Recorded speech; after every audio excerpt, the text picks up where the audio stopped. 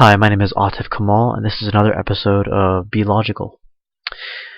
Okay, so there are many factors which contribute to childhood obesity. I'm just going to go into one of them, which is commonly referred to as the Clean Plate Club, or the Eat Everything That Is On Your Plate Club.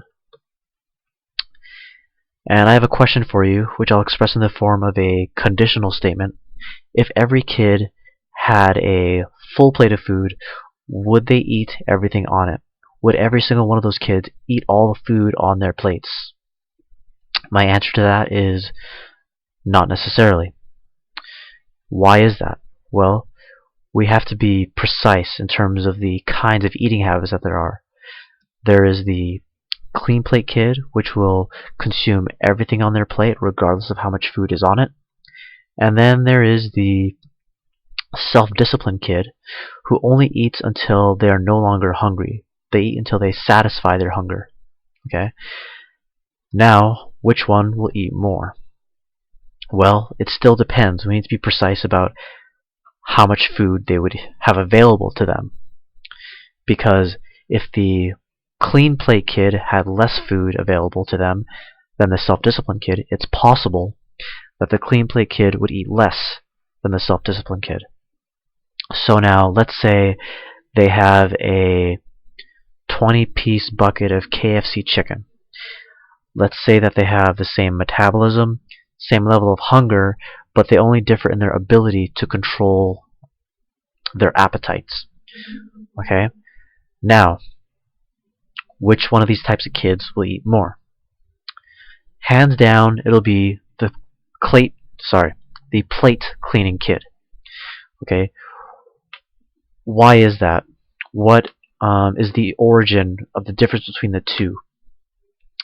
What they have in common is that they have become accustomed to the way that they ate, either because of their own predisposition, their own experiences, or how they were nurtured by authority figures such as their parents. Whether the plate cleaner or the self-disciplined kid, they constantly or continuously became used to either eating everything on their plate or only eating food of a certain size, of a certain portion. Okay? Now, as a parent, why should you care if you have a plate cleaning kid? Well, it's because an overconsumption of calories is at the very least correlated with weight gain, and obesity can lead to ailments like heart disease, diabetes, blood pressure, arthritis or joint pain, depression or stress, high or bad cholesterol, cancer, sleep apnea, and infertility. And I'm getting that from Lauran, Neergaard, and Jennifer Agiesta from the Associated Press. They wrote an article called "Poll: Few Americans Know All the Risks of Obesity." And actually, I have a relative who is overweight at the very least. I don't know if they're classified as being obese, but I think they're definitely overweight. And he has heart disease, diabetes, blood pressure, arthritis and joint pain, high and bad cholesterol, and sleep apnea. So just to share a personal experience with you. Okay. Now, let's say you're starting from a clean slate. You have a child whose eating habits are developing. Okay? Now, what would you need to do to get that child to be a self-disciplined eater? Well, first of all, you need to set restrictions for their portion sizes, and you need to be able to communicate them in a way that your child would clearly understand. But let's say you're able to perfectly communicate those portion sizes. If you perfectly communicate those portion sizes, does that mean that your child would comply with them? Nope, it does not necessarily mean that. Because they could either just forget what those portion sizes are, or they could simply completely disagree with the portion sizes that you communicate, which means it's still possible that they would do the opposite of what you communicated that you want them to do. So then that means you need to get them to care about the portion sizes that you want them to eat. So the idea is, if your child cares about the portion sizes that you set, they will be motivated to comply with those portion sizes. Now, to get them to care, I would suggest, as a parent, you need to express to them why it's important to you for them to eat only certain portion sizes, why you think it's important to the child, and what process you would go through to modify your originally agreed portion sizes should they disagree later on. Now, let's say you don't want to go through all of this. You don't want to go through a discussion. You just want to say, these are the portion sizes you're going to eat, and they are not negotiable. I'm just going to lay down the law, and those are the portion sizes you will eat. Okay? Well, let me ask you this.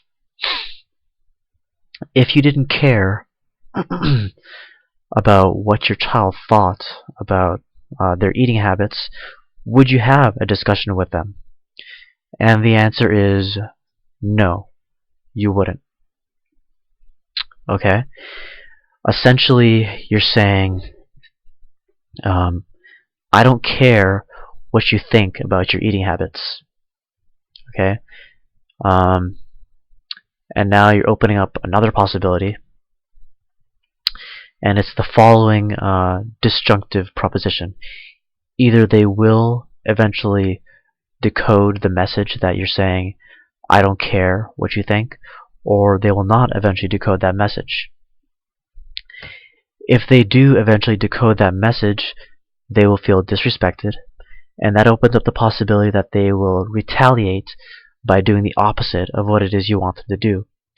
If they do not eventually decode that message, then you may be setting a precedent for them to listen to whatever you want them to do, which would make them dependent rather than independent thinkers. If future events stay consistent with this event of you telling them what to eat, then that means in the future, whenever you tell them to do something, they'll simply listen to you. And that's the sense in which they would be dependent rather than independent thinkers. Okay? So the general conclusion I'll leave you with is, if you are a parent and you want to increase the likelihood that your child does not become obese now or later, then you would want to effectively and clearly communicate portion sizes, express why it's important to you, why you think it's important to the child, and thinking of a process to follow should they ever disagree with the originally agreed on portion sizes. And that's how I think you could increase the likelihood that your child will not become obese. And that's it. Alright, thank you.